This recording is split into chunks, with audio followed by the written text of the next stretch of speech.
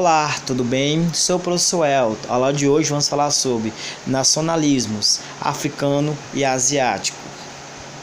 Habilidades: identificar os aspectos do processo de descolonização na África e Ásia, destacando as lutas anticoloniais desse período.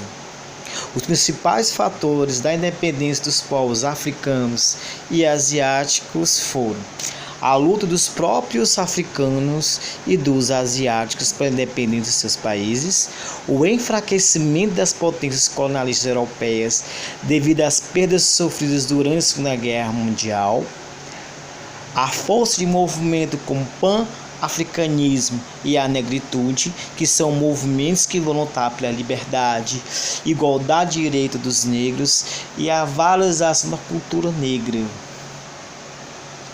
A Conferência de Bandung, onde 29 países independentes vão se reunir na Indonésia e vão se autodeterminaram terceiro mundo e declararam-se não alinhados, ou seja, neutros na Guerra Fria entre Estados Unidos e União Soviética, e prometeram apoiar as independências na África e na Ásia.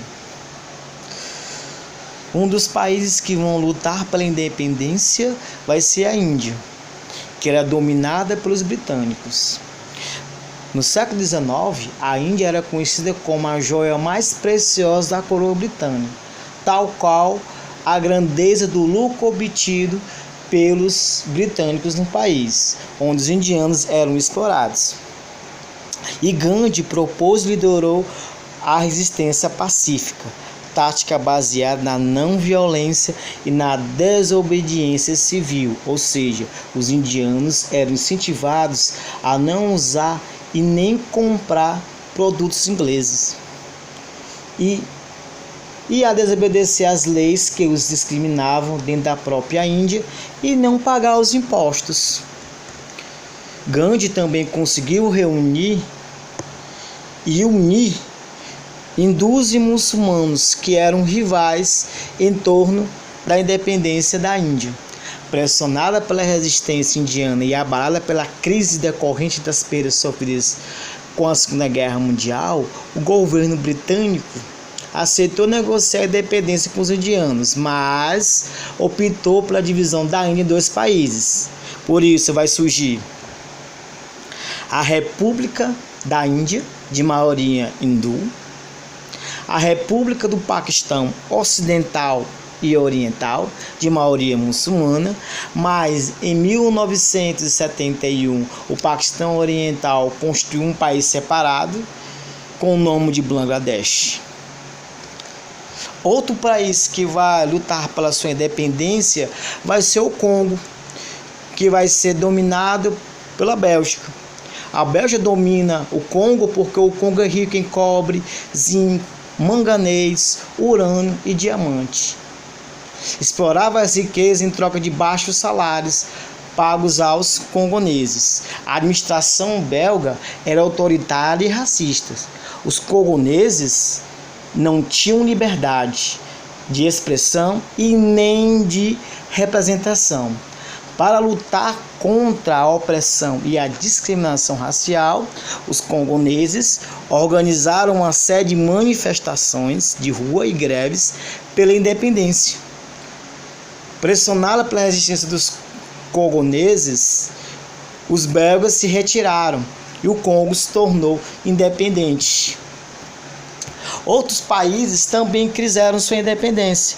Por isso, Angola, Moçambique e Guiné-Bissau, que eram dominados pelos portugueses, lutaram também pela sua independência, porque os portugueses mantinham uma intensa exploração e violência contra esses países africanos. Ou seja, basicamente era reprimido qualquer tipo de manifestação popular em favor da independência. Por isso, vão ser criados vários movimentos africanos pela independência, que vão ser duramente reprimidas pelo governo português. Mas em Portugal, os gastos com a guerra na África eram cerca de 40% do orçamento nacional, e a morte de milhares de jovens soldados portugueses geraram forte descontentamento, o que contribuiu para a eclosão da revolta dos cravos. Liderados por jovens oficiais das suas armadas portuguesas e contando com amplo apoio popular, a Revolução dos Cravos derrubou o governo vigente e propôs e declarou a independência desses países, como Angola, Moçambique e Guiné-Bissau. Outro país também que vai lutar pela sua independência vai ser a África do Sul, que tinha uma maioria negra e uma minoria branca. Em 1948, essa minoria branca decidiu oficializar o apartheid, um regime segregacionista que obrigava os negros a morar em lugares separados dos brancos, a frequentar escolas, praias e banheiros só para negros e a andar constantemente com um passe, de modo que a polícia pudesse controlar seu deslocamento. E isso vai gerar o quê? Revolta.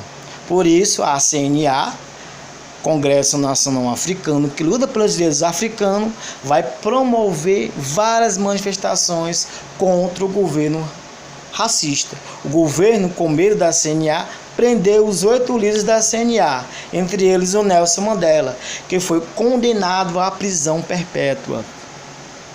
As lutas pelo fim do racismo se intensificaram. Milhares de estudantes negros foram às ruas.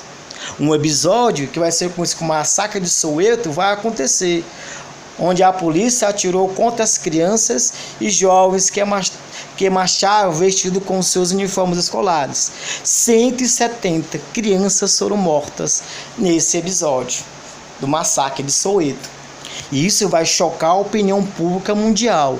Alguns países passaram a boicotar economicamente a África do Sul. E a ONU determinou a proibição de venda de armas ao país. Devido a fortes pressões interna e externa, o governo sul-africano anulou as leis do apartheid. Em 1990, Nelson Mandela foi libertado da prisão. O CNA recuperou a legalidade e os negros passaram a ter os mesmos direitos civis e políticos dos brancos. E em 1994 ocorreram as primeiras eleições com a participação dos negros na África do Sul. Nelson Mandela foi eleito presidente daquele país. E Nelson Mandela tinha uma frase: a educação é a arma mais poderosa que você pode usar para mudar o mundo. Por isso, até a próxima, bons estudos.